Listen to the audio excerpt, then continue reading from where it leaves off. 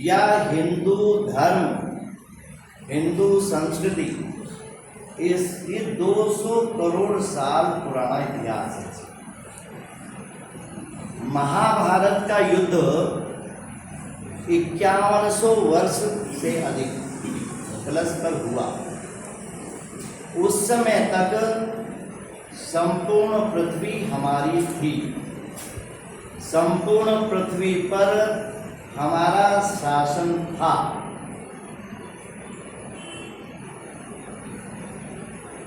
जो 5 कार्य महाभारत काल तक होते थे। नंबर 1, पूरी पृथ्वी का जो शासन है वो भारतवर्ष के चक्रवर्ती सम्राटों के द्वारा किया जाता था।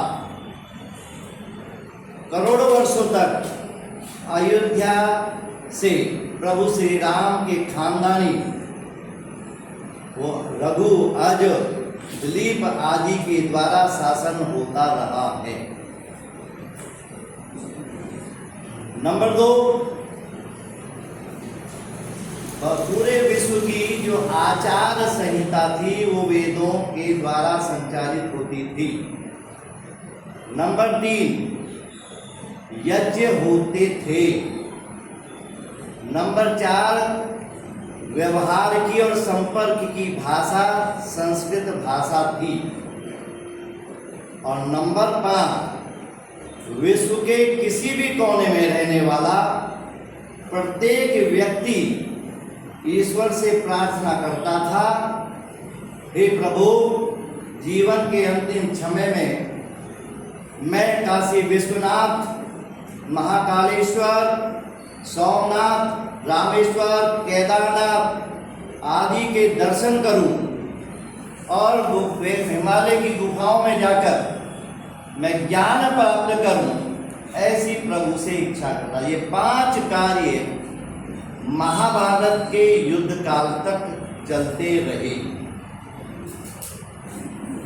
हमारा जो भारतवर्ष, जिसको जम्बूद्वीप कहते हैं, इसकी लंबाई 6000 किलोमीटर, चौड़ाई 6000 किलोमीटर थी, जो आज घट करके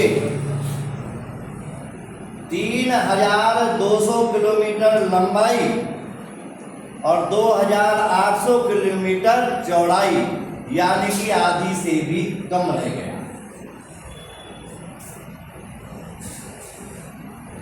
पूरे विश्व में हमारी सभ्यता, हमारी संस्कृति के सबूत मिलते हैं। कहीं पर खुदाई होती है, कहीं पर भी ईसाई या इस्लाम का कोई चिन्ह नहीं मिलता। अगर अमेरिका में खुदाई होती है तो वो ओम का चिन्ह वहां से प्राप्त होता है। अब से लगभग 18-19 साल पहले लंदन में स्पेन नदी के किनारे खुदाई हुई, भगवान शिव की प्रतिमा वहां पर प्राप्त हुई। ऐसे असंख्य उदाहरण। यानी कि दुनिया में किसी भी कोने में कहीं पर भी कोई खुदाई होती है, वहाँ हमारी संस्कृति के, हमारी शिव जी के, हमारे विष्णु भगवान के और मंदिरों के वहाँ पर सबूत मिलते हैं। दुनिया में अगर हम देखें, जो मक्का मदीना है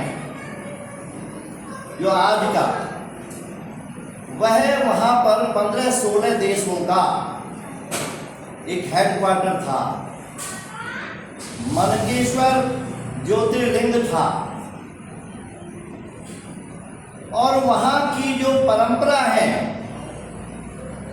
वहां की जो कल्चर थी, संस्कृति थी, उसका प्रभाव आज भी देखने को मिलता है। कैसे?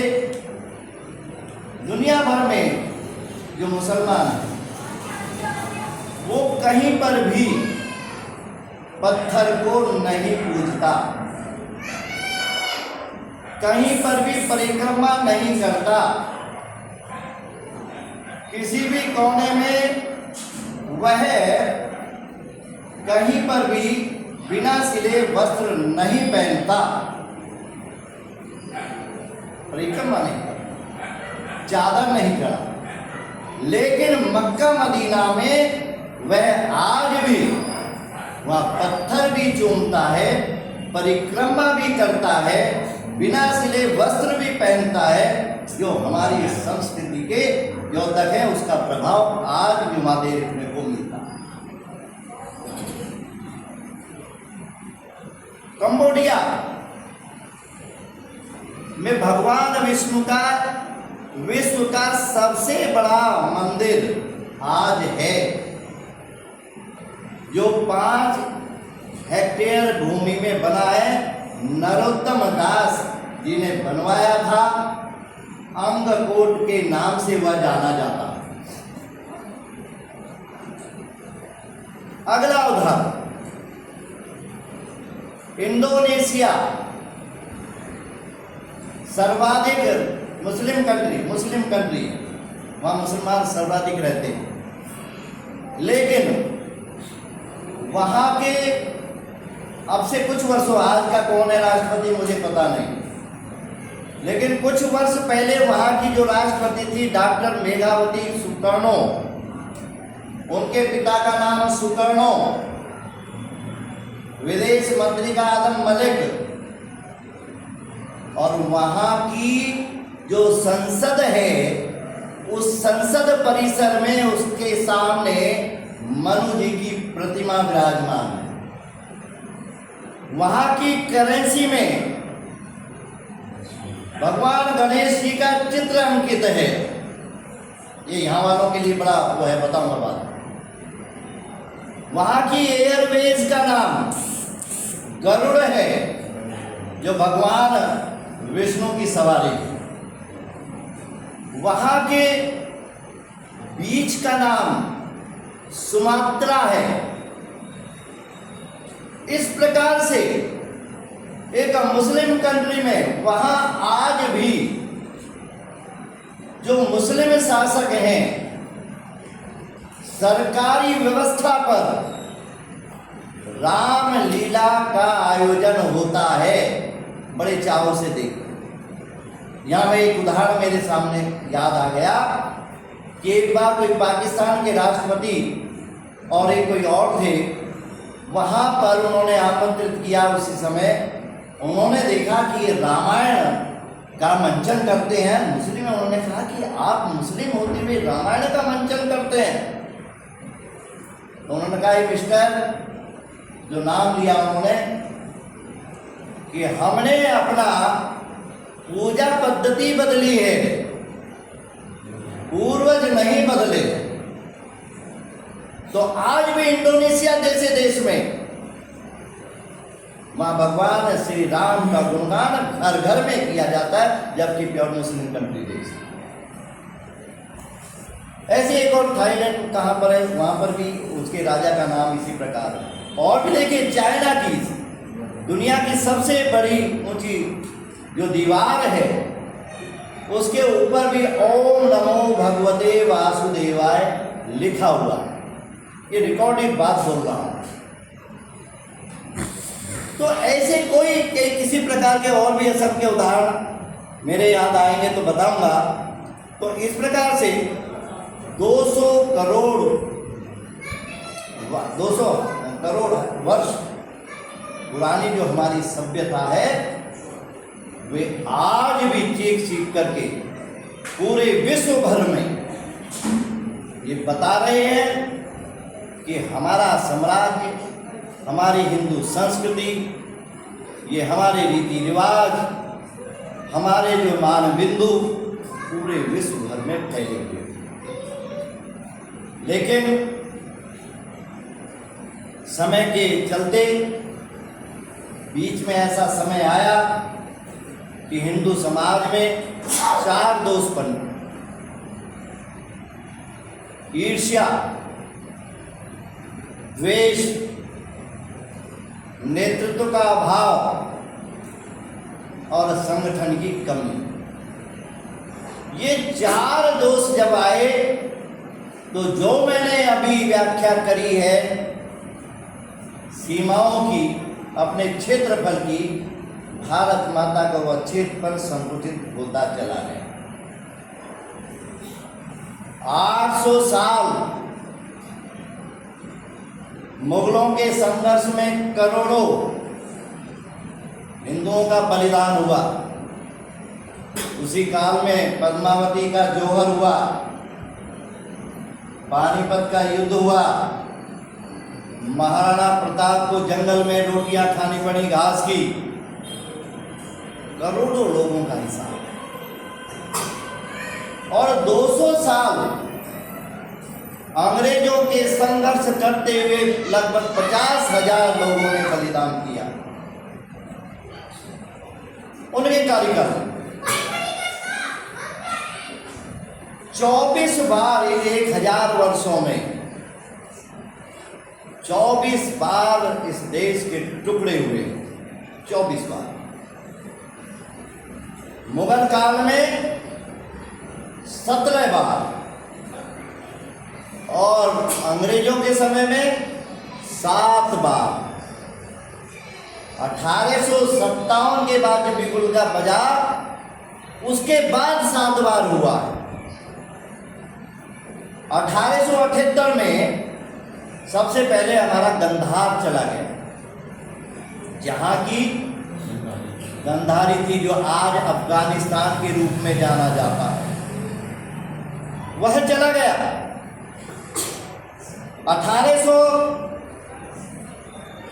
1904 में नेपाल, जो एकमात्र हिंदू था, राष्ट्र था, और वो भी जो है उसको का भी दर्जा समाप्त हो गया 1904 में। 1904 में सिक्किम भूटान, वह हमारे देश से अलग हट गया। 1914 में तिब्बत और 17 में ब्रह्मा, 37 में ब्रह्मा, और 7वां नंबर 1947 में पाकिस्तान। आज ही के दिन, इस 14 अगस्त के दिन, ये जो भारत माता का जो शीश और भुजाएं कट करके अलग हुई, ये हमें आजादी तो मिली, लेकिन आधी अधूरी। जो करोड़ों लोगों का जो बलिदान गया भारत को आजाद कराने के लिए, जो लाखों लाखों लोगों ने अपने आप को इस स्वतंत्रता की वेदी पर अपना आहूत कर दिया। माताओं के बेटे छिन गए, भाइयों के बहनों के भाई छिन गए, तब जाकर के अंग्रेजों ने जाते जाते एक षड्यंत्र के तहत धर्म के आधार पर हमको बांट करके तब यहां से उन्होंने प्रस्थान किया। जानते हो, 6 लाख से अधिक लोगों का कत्लेआम हुआ, निर्दोष लोगों का कत्लेआम हुआ। लोगों ने अपने बड़े बड़े कारखाने, बड़े बड़े उद्योगों को छोड़ करके जैसे थे वैसे उनको भागना पड़ा। जो पुराने लोग हैं, यहाँ पर पुराने नहीं बैठे, लेकिन ऐसे परिवारों के बैठे हैं जिनके पूर्वज अपना सब कुछ, यहाँ पर बैठे भाई साहब, सब कुछ छोड़ करके और वो शरणार्थी बन करके इधर उधर आए। हथौड़ी में बताते हैं, हमारी माता जी हैं कि वो बताते हैं कि केवल क्या कि ऐसे ही आए थे।